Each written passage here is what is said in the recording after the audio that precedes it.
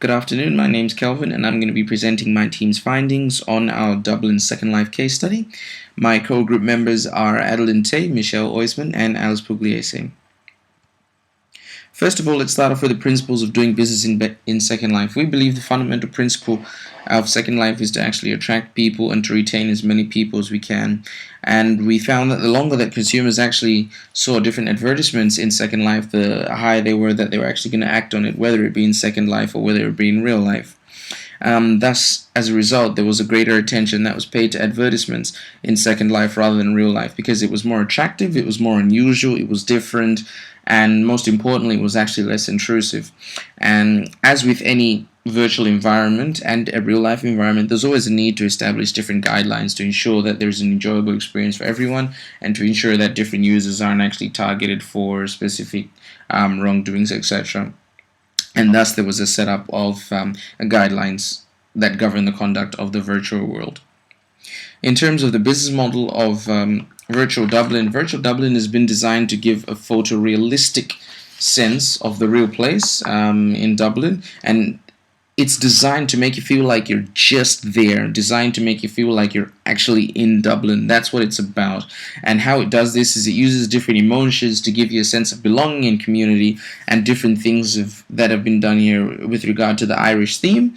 And it's for many people, it's a home away from home, or for users like us in Australia, it's actually being away whilst we're at home, and that's what Dublin Second Life does for us. And it uses emotions to basically engage with different users and engage with virtual users, and we found this to be the most effective way of actually retaining users. The business model of Virtual Dublin has basically been based on two things: advertising and the selling of various land and selling of various properties and advertising revenues. Because advertisements are immersed so much into the virtual life, people tend to be more receptive of them because of the different structure that they have. We find this to be one of the benefits of Second Life and is going to continue to being one of the strongest aspects of the model of Dublin Second Life.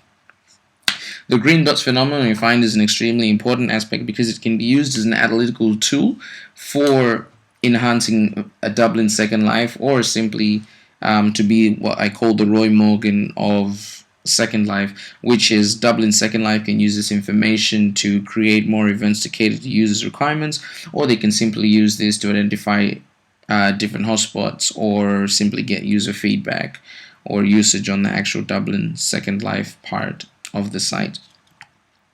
And this green dot phenomenon basically helps. It's a subjective assessment, really, and it's something where that's interesting, and it allows users to know what's going on and what other users are doing. And this is the main model that we want Dublin Second Life to adopt and that we wanted to follow.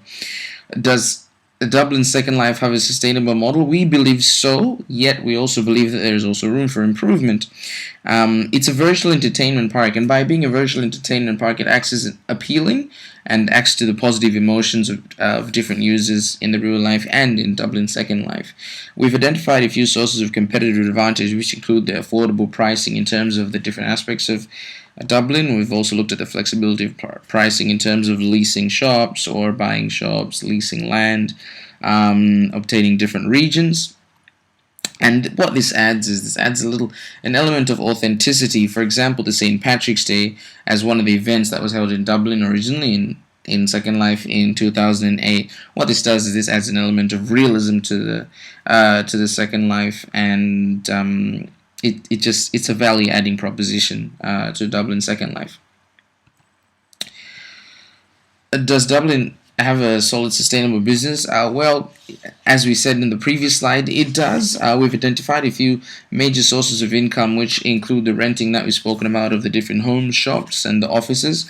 This is based on tiered pricing in terms of virtual users, or indeed organizations can actually choose whether the different amount of space that they want to occupy in the virtual world, or in Dublin itself in particular, or we've got the flexibility of fixed prices in terms of tourism islands, billboards for advertisements, etc. You've also got the regions, which have different pricing in terms of the size of the region and the location of the region, and different organizations or different people can actually buy these regions to either let them out, or indeed they can develop them, and this can add an extra element to Dublin itself.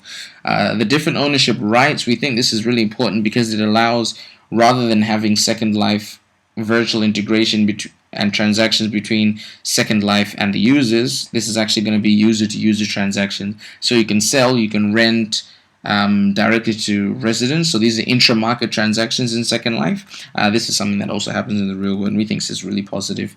You can do that for full regions, homestead regions, or indeed open spaces. On top of that, one of the things we think is really important is the technical support and advanced software application usage. This gives support for developers and actually users of Second Life to make it easier and to obtain any support in terms of managing their different aspects or their different assets in Dublin Second Life. What we mean by extended advertising campaigns in virtual world is that different organizations or different users in real life who want to actually bring their advertisements to virtual life can do that in a very interactive way. In terms of the goals for Second Life, we think the goals for Dublin Second Life in particular should be to promote Ireland as a top holiday destination. How they're going to do this is they need to find new ways to connect to today's web-savvy consumers, and being here today in a virtual world seated in this class basically shows that we're one of the web tech-savvy consumers that we need to appeal to. Now, how do we actually appeal to people like ourselves? Well, you can even think about the concepts of Web 3.0, bringing the virtual world and the real world together, and we need to do this in a sustainable way for Dublin Second Life. This is a key factor because sustainability in a technological environment is highly complex, so we're going to focus on different ways on how we can do this in the later slides. The best ways we think we can achieve sustainability, first of all, is we need to attract more people into Second Life. We can do this through increasing interactivity through online games, and what these online games is they can actually give users of Second Life and the developers and creators of Second Life an idea of what's actually in the minds of the users of Second Life and what we actually want to see in Dublin. And these can be portrayed by interactive interfaces or simply just messages. We've also identified how we can do this through sponsoring events, and in Dublin we can have different sponsored events, and these can augment their competitive advantage, especially through the use of the green dot phenomena, and this could basically increase income capacity. One of the main things we want to do as well is to allow avatars to co-produce their values by incorporating their feedback, and what we mean is different users in Second Life, especially Dublin Second Life, actually have different values that they want to bring across to Second Life, and by allowing feedback through different aspects. For example, we kept on getting stuck in the canal. Maybe fixing that one and providing feedback for that in an interactive way can actually help enhance usability of Second Life. This is just one example. In terms of increasing the stickiness, we need to find a way to actually keep people stuck to Second Life, to keep people interested, and to find new and innovative ways to do that through activities and through atmospheres. Relaying real life events actually into Second Life might be a way we can do that. So events that are happening in Dublin, we can actually integrate those into Second Life, and that can add an element of realism into that. We can establish partnerships with other websites to increase the brand awareness, in particular of Dublin itself. We can integrate it, for example, with providers like Facebook, and we can use Facebook as a medium to actually find your different friends on virtual life. One of the things that we found was finding our different team members, different friends in virtual life was a bit difficult, so we can incorporate making that easier through perhaps using Facebook as a medium for that. When you actually enter Dublin itself, we can have a welcome note which can inform visitors about the different events, the different destinations, and the different hotspots that are actually very popular in Dublin, and that can attract people to the right areas and can be a value add, something that's value adding for people who get into Second Life and want to get involved straight away, and they can sort of get the Irish feel to it all.